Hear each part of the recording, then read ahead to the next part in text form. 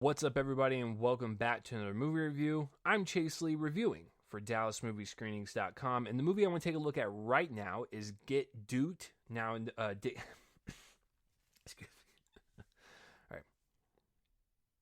What's up, everybody, and welcome back to another movie review. I'm Chase Lee, reviewing for DallasMovieScreenings.com, and the movie I want to take a look at right now is Get Duped. Now, this one comes from Amazon Studios. It is directed by Ninian Duff, and this one is an anarchic, hip-hop inspired comedy that follows four city boys on a wilderness trek as they try to escape a mysterious huntsman. So it gets dark really, really quick. But given the fact that I said comedy, you can kind of tell that it's more of a dark comedy in this case, which I really appreciate. They're very rare nowadays, but when they kind of come along and they're delivered well, I enjoy them. So, going into this, I think I saw like a Red Band trailer for it, and I was like, hey, that looks like it could be pretty entertaining. I want to give this a shot. So when I had the opportunity to review it, of course I was going to jump on it. So I saw it, and I kind of like it. I had a blast with it. It's very short and sweet and to the point. It's an hour and 27 minutes long. If you're looking for a raunchy comedy, a dark comedy, something kind of new and fresh and zany, high energy, and just really kind of out there, I think this is your movie. And it hits Amazon Prime this Friday, August 28th. But yeah, let's go ahead and dive into this. So I think I'm going to state the obvious first. This was shot in Scotland. Gorgeous. The mountainside, the lush green grass, the textures, just the way the wide shots were framed, the way some of the shots were framed to reveal jokes and gags. Everything about the way this movie was shot and delivered on a visual front is breathtaking. It made me want to go to Scotland right away, and that was definitely the whole point. If this was an advertisement for Scotland, I don't know if they'd be too happy about all the crazy stuff that happens in this movie, but it made me want to go there because it was shot gorgeously. And like I said, at the same time, the cinematography is also utilizing the reveals of jokes and gags and stuff, like running gags throughout the entire movie. It was pretty great. Some of them caught me off guard, and I was dying laughing as I was watching this. But yeah, absolutely gorgeous movie to look at. So, Ninian Duff directed this movie, and I think the actual style of this movie is really abrasive. It's crude. It's high energy. It's in your face, but it represents these four boys' personality. Well, one of them is more of like a goody two shoes, so to speak, but the style of the movie and the energy and just the overall flow represents the kind of high energy that these kids have. They're cursing all the time. They're doing drugs. They're just living by their own rules. This movie lives by its own rules, but it kind of it represents them. It's kind of chaotic. It's controlled chaos, but it's chaotic. You don't know where it's going to go. Music kind of comes in, comes out. And I thought the actual delivery of this film represents those kids pretty well. I will say the only thing I didn't really care about the movie is that it loses steam about, I like 60, 70% of the way through. And then I like the ending of it. But there's like a nice section, I think in the second or third act, where it does slow down a little bit. And unfortunately, when your movie kind of starts out strong like this, I don't need to go strong 24/7, but there are some lulls in the movie where are more focused on the kids individually because they do get separated at some point. But I did feel the kind of slowness a little bit from the movie, and it really I was waiting for it to kind of pick up and everything. So it wasn't much, but there were a couple spots where it felt like it was losing its steam a little bit, even when the movie slows down to focus on the boys and what they're kind of going through in terms of coming of age and everything. Even that stuff was interesting, but like there were certain parts where after a while we're just kind of lulled for a little bit, and then it would kind of get back into the rhythm of the film.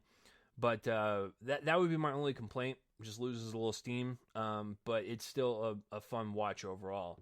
But like I said earlier, Doff understands that you have to balance tones in this film.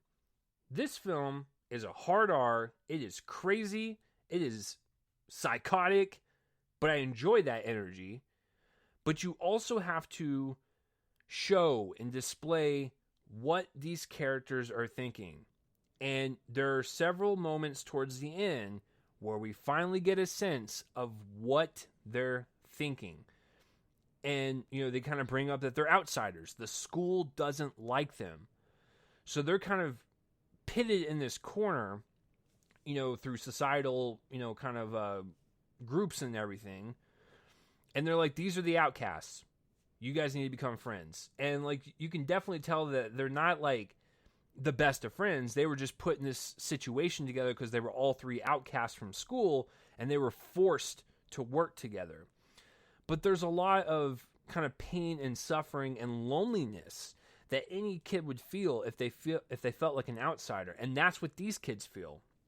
There's one kid that has a rap name and rap songs, and that's how he wants to be liked, and that's what he wants to be known for. So he kind of explains why that's so important to him. And then all the other kids are also kind of feeling the loneliness as well. So there's moments like that are necessary for this type of story to fall in love with the characters. Because if they're abrasive for the hour and 27-minute runtime, they could be extremely unlikable, and what you just watched was just a bunch of,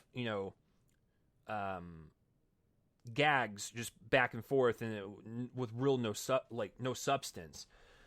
But there is substance here, and I like the minor character work that is formed, and it's formed very well to balance the craziness of the jokes, the rating of this film. It's a nice compliment to it. And so once again, Doff does balance tones really well in this film, showing us a little bit more of these boys' headspace, and just really get to the emotional core of them as to why they are the way they are, basically, and how they feel, at school, while also at the same time crafting a really insane and entertaining dark comedy. It is definitely a ride from start to finish for sure. Once again, maybe some lulls here and there where it does kind of lose steam, but and I think and maybe that's just my mind saying that, because when they are separated, it's almost like you when you separate the band, sometimes the individual is not as great as the group. And so maybe that was just kind of like my mind doing that, where it was like, oh, they're separated. Okay, I get that. You want to kind of see them figure out stuff on their own, but there was something lost there for just that small nugget of time. So, and this movie doesn't have a lot of time to waste, as you can tell from the runtime. So, but yeah, that's not really a complaint that you guys need to hold on dearly. It's just something that I noticed. All right, so speaking of the boys in question, all of them fantastic. Their comedic timing is spectacular. Just back and forth, just so snappy and so quick with the one-liners, and it almost felt like improv, and it felt so natural and organic. And even with them not really being best friends, and this group of friends that's been together for a long period of their lives, it felt like they were best friends since they were smaller kids. And so I thought their chemistry was off the charts. I thought their comedic timing was impeccable. This was a very sharp movie. It was very it was just perfectly timed with all the jokes, and you have to have the confidence in these performances to do that and really deliver it in that type of way, and not make it seem like it was a line read or if it was forced. These four guys did it. And I also love the contrast of the goody two-shoes kid and the three troublemakers. And so, yeah, and then towards the end, you're like, man, I kind of love them even more, because you kind of you just enjoy the journey that they go on, even as insane as it is. There's a couple of other people that pop up that people might recognize. Eddie Izzard is in it. I won't say who he plays, but he pops up. And then I forgot who was one of the police officers in the film. I forgot, but the police officers were also really funny too. They were kind of clueless, but it made it more entertaining. So yeah, I think that's all. I like the soundtrack. I think the soundtrack totally fits the age group of these kids, and it's a lot of rap songs, techno. Like I said, it just fits the energy and the style of the film. I'm going to give this film a B-. Let me know what you thought of Get Duped down below, whether it be good or bad. Tell me that I'm wrong. Tell me that I'm dumb and that you hated it. But I think for something like a raunchy comedy, a dark comedy, a comedy with heart, really making us fall in love with these characters and their journey, I think this is a good one. It's different. It kind of came out of nowhere. It feels fresh. It doesn't feel like this is anything we've seen before. I enjoyed myself. So, yeah, let me know down below what you thought of Get Duped. But that will do it for this review. If you're watching this on YouTube, please subscribe to my YouTube channel so you can get up-to-dates on whenever I review anything. If you're more of a podcast person, you want these in audio form, subscribe to my Real Me and Cole in the Movie podcast feed. I'm blanking here, folks. Sorry, Anchor, Castbox, Spotify, wherever you get your podcasts, I have my feed there. If you want these more in audio form and you don't want to see my ugly mug, I don't blame you. But that'll do it for this review, guys. I'm Chase Lee for DallasMovieScreenings.com, and tune in next time for whatever I review next. I will see you guys later.